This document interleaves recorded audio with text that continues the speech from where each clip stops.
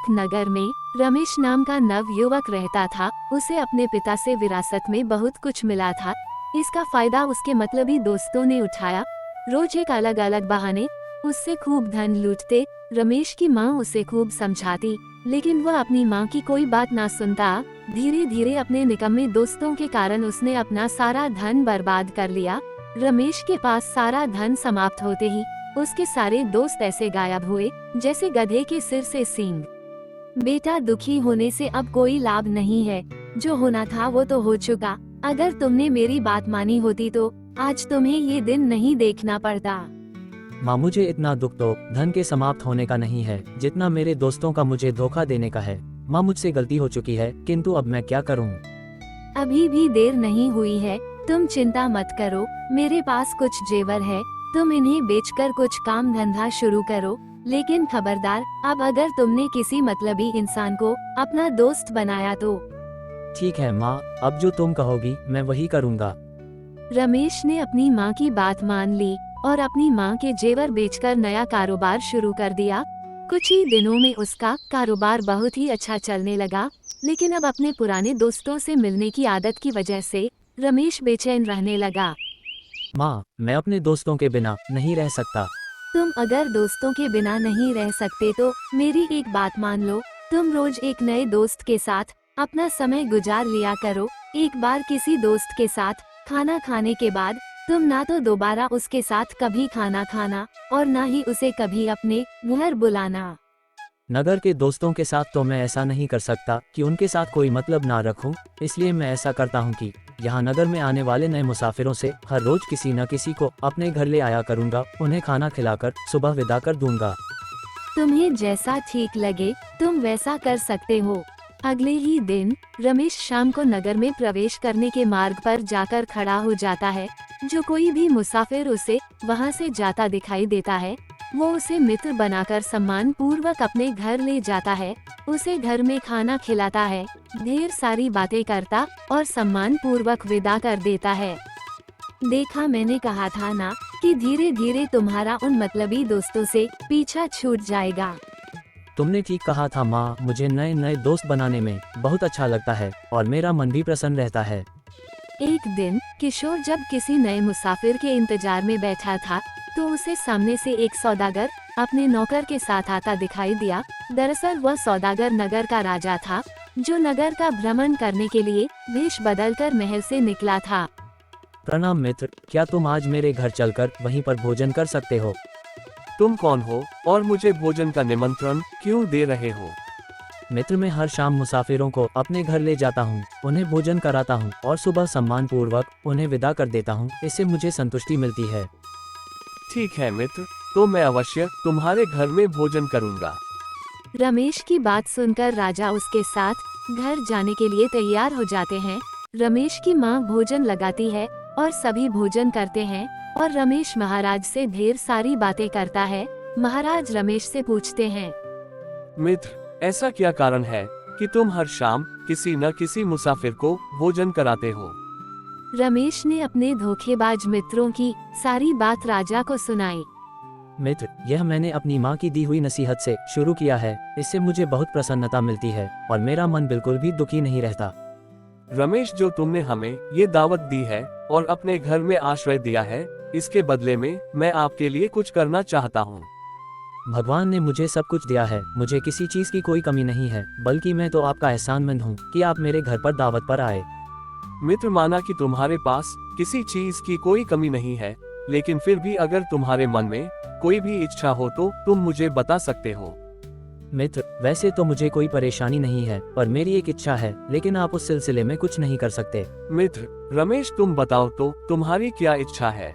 हमारे यहाँ जो मुखिया है उसने पूरे गांव को परेशान कर रखा है, लेकिन कोई भी उसका कुछ नहीं बिगाड़ सकता। अगर भगवान मुझे एक दिन का राजा बना दे तो मैं उसे ऐसी सजा दूंगा कि वह 7 पीढ़ियों तक याद रखेगा। भगवान करे आपकी इच्छा पूरी हो, चाहे जो भी हो, मैं इसे एक दिन का राजा अवश्य बनाऊंगा। फिर सभी सोने के लिए चले गए। राजा ने अपने नौकर से बेहोशी की दवा मंगाई और रमेश से छुपाकर उसके गिलास में डाल दी और वापस रमेश के पास आकर कहने लगे, लो भाई रमेश, तुम भी अपना दूध पी लो, फिर सोने के लिए जाओ।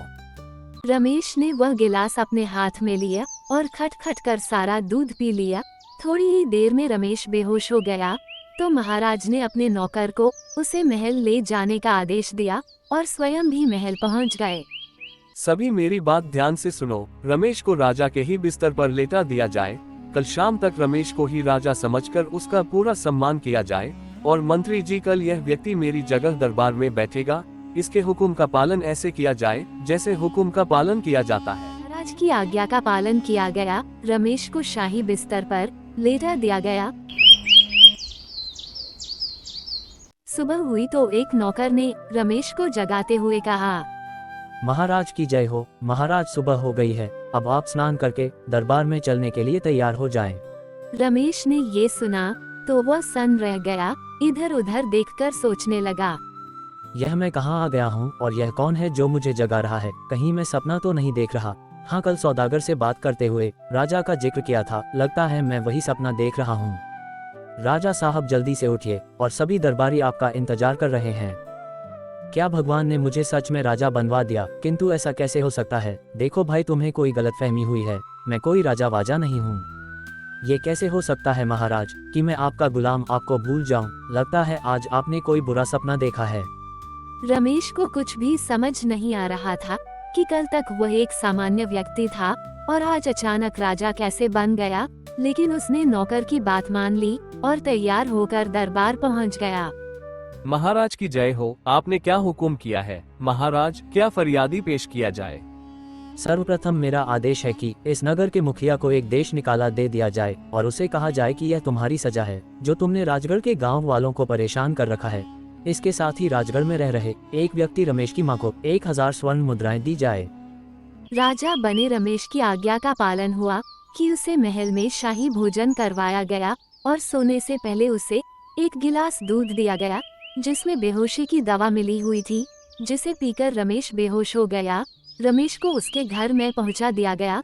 सुबह होते ही रमेश की आंख खुली तो वह आश्चर्य में पड़ गया। सैनिक, दासियां, सभी कहाँ हो? जल्दी आओ।